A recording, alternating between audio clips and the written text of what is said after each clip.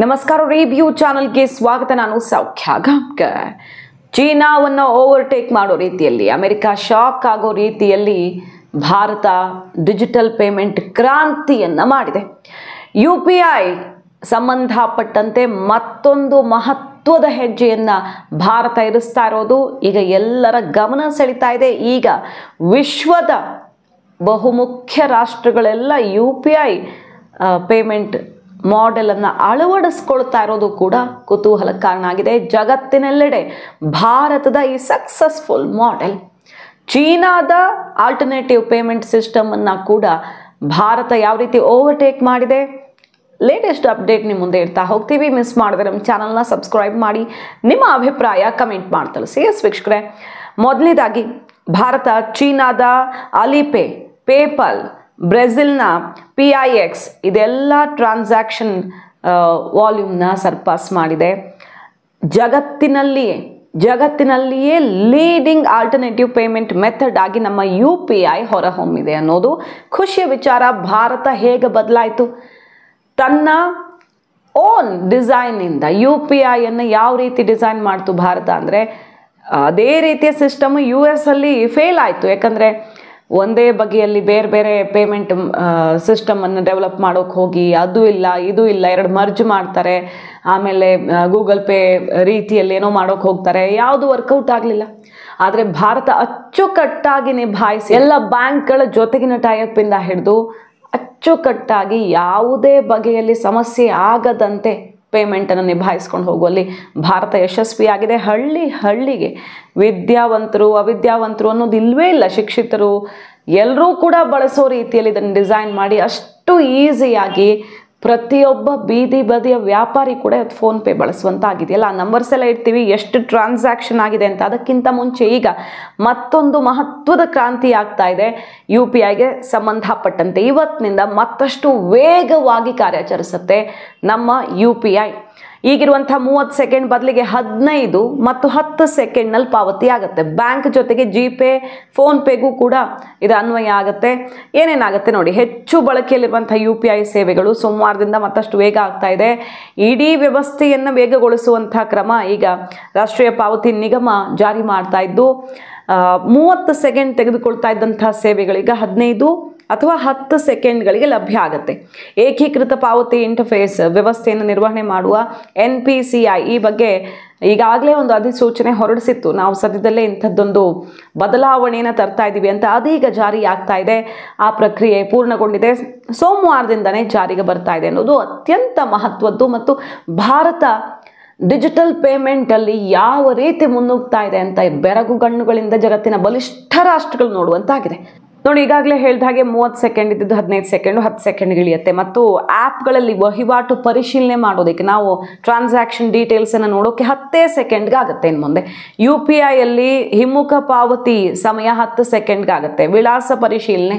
ವಿಳಾಸ ಪರಿಶೀಲನೆ ಸಮಯ 30ರಿಂದ 10 ಸೆಕೆಂಡ್ಗೆ ಇಳಿತಾ ಇದೆ. ಈ ರೀತಿ ಎಲ್ಲ ಟ್ರಾನ್ಸಾಕ್ಷನ್ ಮತ್ತು ಇತರ ಆಪರೇಷನ್ಸು ಕೆಲವು ಸೆಕೆಂಡ್ಗಳಲ್ಲಿ ಇನ್ನು ಮುಂದೆ ಕಂಪ್ಲೀಟ್ ಆಗುತ್ತೆ. ಮತ್ತಷ್ಟು ವೇಗಗೊಳಿಸ್ತಾ ಇರೋದು ಈ ಪ್ರಕ್ರಿಯೆಯನ್ನು. ಈಗಿಷ್ಟು ಬದಲಾವಣೆಗಳಾದರೆ ಆಗಸ್ಟಲ್ಲಿ ಇನ್ನು 2 ತಿಂಗಳಲ್ಲಿ ಮತ್ತಷ್ಟು ಸೌಲಭ್ಯಗಳು ಲಭ್ಯವಾಗ್ತವೆ. 50 ಬಾರಿ ಬ್ಯಾಲೆನ್ಸ್ ಪರಿಶೀಲಿಸೋದಕ್ಕೆ ಅವಕಾಶ, ಒಬ್ಬ ಗ್ರಾಹಕರಿಗೆ 25 ಬ್ಯಾಂಕಿಂಗ್ ಆ್ಯಪ್ ಬಳಸೋದಕ್ಕೆ ಅವಕಾಶ, ಮತ್ತು ಪೀಕ್ ಸಮಯ ಬಿಟ್ಟು ಬೇರೆ ಟೈಮಲ್ಲಿ ಆಟೋಪೇಗೆ ಅವಕಾಶ ಸೇರಿ ಎಲ್ಲ ಬದಲಾವಣೆಗಳನ್ನು ಮಾಡೋದಕ್ಕೆ ಈಗ ಮುಂದಾಗ್ತಿರೋದು. ಇದ್ರ ಬಗ್ಗೆ ಕೂಡ ಅಪಪ್ರಚಾರ ಮಾಡೋದಕ್ಕೆ ನೋಡಿದ್ರು. ಇನ್ನು ಮುಂದೆ ಪೇಮೆಂಟ್ ಆಗತ್ತಾ, ಮರ್ಚೆಂಟ್ಗೆ ಪೇಮೆಂಟ್ ಆದರೆ ಅವರು ಈ ರೀತಿ ರಿಸೀವ್ ಮಾಡೋಕೆ ಒಪ್ಕೊಳ್ಳಲ್ಲ ಅಲ್ವಾ. ಅಂದರೆ MDR cost, merchant to bank ಪೇಮೆಂಟನ್ನು ಈ UPI ಮೂಲಕ ಅಕ್ಸೆಪ್ಟ್ ಮಾಡ್ಕೊಂಡಿದ್ದಕ್ಕೆ ಮರ್ಚೆಂಟ್ ಟು ಬ್ಯಾಂಕ್ ಪೇಮೆಂಟ್ ಇರುತ್ತಾ, ಅವ್ರಿಗೆ ಜಾಸ್ತಿ ಏನಾದರೂ ಹಣ ಬೀಳುತ್ತಾ, MDR ಬೀಳುತ್ತಾ ಅನ್ನೋದೆಲ್ಲ ಸುದ್ದಿಗಳಾದವಲ್ಲ, ಅದನ್ನು ಕಂಪ್ಲೀಟ್ ಆಗಿ ತಳ್ಳಿ ಹಾಕಿದೆ. ಯಾವುದೇ MDR UPI ಟ್ರಾನ್ಸಾಕ್ಷನ್ಗೆ ನಾವು ವಿಧಿಸ್ತಾ ಇಲ್ಲ, ಇದು ಸುಳ್ಳು ಸುದ್ದಿ ಅನ್ನೋದನ್ನು ಹೇಳ್ತಾ ಇದ್ದು, ಮತ್ತಷ್ಟು ಸುಧಾರಿತ ರೂಪದಲ್ಲಿ ಮತ್ತಷ್ಟು ಈಸಿಯಾಗಿ ಕಸ್ಟಮರ್ ಫ್ರೆಂಡ್ಲಿಯಾಗಿ ಎಲ್ಲವೂ ಕೂಡ ಇನ್ನು ಮುಂದೆ ಆಪ್ರೇಟ್ ಆಗುತ್ತೆ ಅನ್ನೋದನ್ನು ಕೇಂದ್ರ ಸರ್ಕಾರ ಸಂಬಂಧಪಟ್ಟ ಇಲಾಖೆ ಖಚಿತಪಡಿಸ್ತಾ ಇದೆ. ನರೇಂದ್ರ ಮೋದಿ ಅವರು ಈಗಾಗಲೇ ಬ್ರಿಕ್ಸ್ ರಾಷ್ಟ್ರಗಳಿಗೆ ಭಾರತದ ಈ UPI ಸಿಸ್ಟಮ್ ಅನ್ನು, ಯೂನಿಫೈಡ್ ಪೇಮೆಂಟ್ ಅವರ ಮಾರ್ಕೆಟಲ್ಲಿ ಅವರ ಟ್ರಾನ್ಸಾಕ್ಷನ್ನಲ್ಲಿ ಬಳಸಿಕೊಳ್ಳೋದಕ್ಕೆ ನಾವು ಗೈಡ್ ಮಾಡ್ತೀವಿ, ಅದನ್ನ ಅಳವಡಿಸ್ಕೊಳ್ಳಿ ಅನ್ನುವಂಥ ಒಂದು ಸಲಹೆಯನ್ನು ಕೊಟ್ಟಿದ್ದಾರೆ, ಇನ್ವೈಟ್ ಮಾಡಿದ್ದಾರೆ ಅವರು. ಅಧಿಕೃತವಾಗಿ ಶುರು ಮಾಡೋಣ ಕೆಲಸ ಅಂತ ಹೇಳಿದ್ದು ಬಹಳಷ್ಟು ರಾಷ್ಟ್ರಗಳು ಅದನ್ನು ವೆಲ್ಕಮ್ ಮಾಡಿರೋದು. PM Modi 16th BRICS summit address ಮಾಡುವಾಗ ಓಪನ್ ಆಗಿ ಹೇಳಿರೋದು ಭಾರತ ಅತ್ಯಂತ ಯಶಸ್ವಿ UPI ಈ ಸಿಸ್ಟಮ್ ಅನ್ನ ಬಹಳಷ್ಟು ರಾಷ್ಟ್ರಗಳು ಈಗಾಗಲೇ ಅಡಾಪ್ಟ್ ಮಾಡ್ಕೊಂಡು ಬಿಟ್ಟಿದ್ದಾವೆ. ಅಲ್ಲೂ ಕೂಡ ನಾವು ಯಶಸ್ವಿಯಾಗಿ ಅವ್ರಿಗೆ ಆ ಮಾಡೆಲನ್ನು ಇಂಟ್ರೊಡ್ಯೂಸ್ ಮಾಡುವಲ್ಲಿ ಅಚ್ಚುಕಟ್ಟಾಗಿ ಸಹಕರಿಸಿದ್ದೀವಿ. ಮತ್ತಷ್ಟು ರಾಷ್ಟ್ರಗಳು ಅದನ್ನು ಬಯಸ್ತಾ ಇವೆ. ಮುಂದೆ ಬನ್ನಿ ಶುರು ಮಾಡೋಣ ಕೆಲಸವನ್ನು ಒಟ್ಟಿಗೆ ಅಂತ ಇನ್ವೈಟ್ ಮಾಡಿರೋದು. ನೋಡಿ ಯಾವ್ಯಾವ ರಾಷ್ಟ್ರಗಳು ಈಗಾಗಲೇ ಇದನ್ನು ಬಳಸ್ತಾ ಇರೋದು ಅಂತ ಕೇಳಿದ್ರೆ, ಒಟ್ಟು 7 ರಾಷ್ಟ್ರಗಳು ಈಗಾಗಲೇ ನಮ್ಮ UPI ಮಾಡೆಲನ್ನು ಅಳವಡಿಸ್ಕೊಂಡಿರೋದು.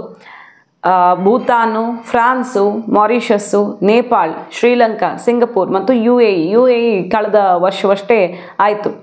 ಈಗ ಸಿಗ್ತಿರೋ ಲೆಕ್ಕಾಚಾರದ ಪ್ರಕಾರ ನೋಡಿ ಎಷ್ಟು UPI ಪೇಮೆಂಟ್ ಹೆಂಗೆ ದಿನದಿಂದ ದಿನಕ್ಕೆ ಜಾಸ್ತಿ ಆಗ್ತಾ ಇದೆ ಅಂದರೆ, 2021 ಮಾರ್ಚಲ್ಲಿ ಲೆಕ್ಕ ಕೊಡ್ತಾ ಇರೋದು ಎಷ್ಟು ಅಂದರೆ 14ರಿಂದ 19% ಇತ್ತು. ಈಗ ಅದು 48% ಆಗಿದೆ. ಮಾರ್ಚ್ 2024 ಲೆಕ್ಕ ತಗೊಂಡ್ರೆ 48% ಆಗಿದೆ. ಇದು RBI ಕೊಡ್ತಿರುವಂಥ ಲೆಕ್ಕ. Share of digital payments more than doubled ಅಂತ.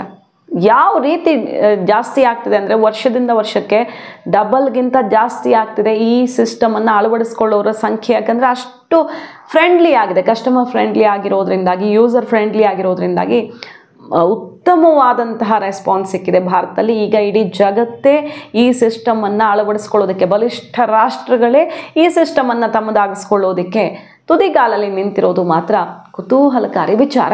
UPI ಅನ್ನೋದು ಇಡೀ ದೇಶದಲ್ಲಿ ಎಷ್ಟು ದೊಡ್ಡ ಬದಲಾವಣೆ, ಕ್ರಾಂತಿಯನ್ನು ಸೃಷ್ಟಿಸಿದೆ ಅನ್ನೋದಕ್ಕೊಂದು ಬೆಸ್ಟ್ ಎಕ್ಸಾಂಪಲ್ ಬೆಂಗಳೂರಿದೆ.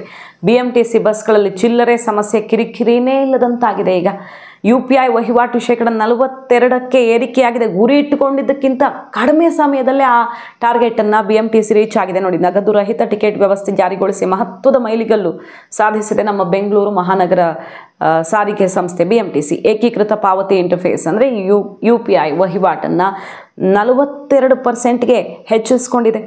ಬಸ್ಸಲ್ಲಿ ಸಿಕ್ಕಾಪಟ್ಟೆ ಸಮಸ್ಯೆ, ಆಮೇಲೆ ಚೇಂಜ್ ಕೊಡ್ತೀನಿ ಅಂತಾರೆ, ಮುಂದೆ ಹೋಗ್ಬಿಡ್ತಾರೆ, ಕೊಡೋದೇ ಇಲ್ಲ, ಇಂಥ ಕಂಪ್ಲೇಂಟ್ಸ್ ಇತ್ತಲ್ಲ. QR ಕೋಡ್ ಆಧಾರಿತವಾಗಿ UPI ಸಿಸ್ಟಮನ್ನು ಇಂಟ್ರೊಡ್ಯೂಸ್ ಮಾಡಿದ್ಮೇಲೆ ದಿನದಿಂದ ದಿನಕ್ಕೆ ಅದರ ಮೊರೆ ಹೋಗ್ತಿದ್ದಾರೆ ಪ್ರಯಾಣಿಕರು. ಯಾರು ನಗದನ್ನು ಅವಲಂಬಿಸ್ಕೊಂಡು ಬಸ್ ಹತ್ತುತ್ತಾನೇ ಇಲ್ಲ. 30% ಆಗಬಹುದು ಟ್ರಾನ್ಸಾಕ್ಷನ್ ಇದರಲ್ಲಿ ಅಂತ ಅಂದ್ಕೊಂಡಿದ್ರು. ಆಲ್ರೆಡಿ 42% ಆಗಿಬಿಟ್ಟಿದೆ. ಮತ್ತು 50% ಹತ್ತಿರ ಈಗ ಬರ್ತಾ ಇದೆ ಆಲ್ಮೋಸ್ಟ್. ಕಳೆದ ಜನವರಿಯಲ್ಲಿ 10 ಕೋಟಿ ರೂಪಾಯಿನಷ್ಟಿದ್ದ UPI ಪಾವತಿ ಆದಾಯ ಮೇನಲ್ಲಿ 29.5 ಕೋಟಿ ಆಗಿದೆ. ಈ ಮೂಲಕ BMTC ಬಸ್ಸಲ್ಲಿ UPI ವಹಿವಾಟು ಬಹುದೊಡ್ಡ ಟಾರ್ಗೆಟನ್ನು ರೀಚ್ ಆದಂತಾಗಿದೆ. ಸೊ ಭಾರತದಲ್ಲಿ ಇದು ಎಷ್ಟು ದೊಡ್ಡ ಬದಲಾವಣೆ ತರ್ತಾ ಇದೆ ಅನ್ನೋದಕ್ಕೆ ಇದೇ ಬೆಸ್ಟ್ ಎಕ್ಸಾಂಪಲ್. ಹಾಗಾಗಿ ಎಲ್ಲ ರಾಷ್ಟ್ರಗಳು ಅಪ್ಪಿಕೊಳ್ತಿರೋದು. ಮತ್ತಷ್ಟು ರಾಷ್ಟ್ರಗಳಲ್ಲಿ ಭಾರತ ಈ ಮಾಡೆಲನ್ನು ಅಳವಡಿಸ್ಕೊಳ್ಳೋದಕ್ಕೆ ಅವ್ರಿಗೆ ಟ್ರೈನಿಂಗನ್ನು ಕೊಡ್ತಾ ಇದೆ. ಆಫ್ರಿಕನ್ ಕಂಟ್ರಿಗಳಲ್ಲೂ ಕೂಡ ಈ ಒಂದು ಕೆಲಸ ಈಗ ಶುರುವಾಗಲಿದೆ. ಸೊ ಭಾರತ ಡಿಜಿಟಲಿ ಏನನ್ನ ಮಾಡಿದೆ, ಯಾವ ಬದಲಾವಣೆ ಆಗಿದೆ ಅಂದರೆ ಭಾರತದ UPI ಅದಕ್ಕೆ ಬೆಸ್ಟ್ ಎಕ್ಸಾಂಪಲ್ ಆಗಿ ಕಾಣುತ್ತೆ. ಮಾಹಿತಿ ನಿಮ್ಗೆ ಇಷ್ಟ ಆಗಿದ್ರೆ ಮಿಸ್ ಮಾಡದೆ ನಮ್ಮ ಚಾನಲ್ನ ಸಬ್ಸ್ಕ್ರೈಬ್ ಮಾಡಿ, ನಿಮ್ಮ ಅಭಿಪ್ರಾಯ ಕಮೆಂಟ್ ಮಾಡಿ ತಿಳಿಸಿ. Thank you.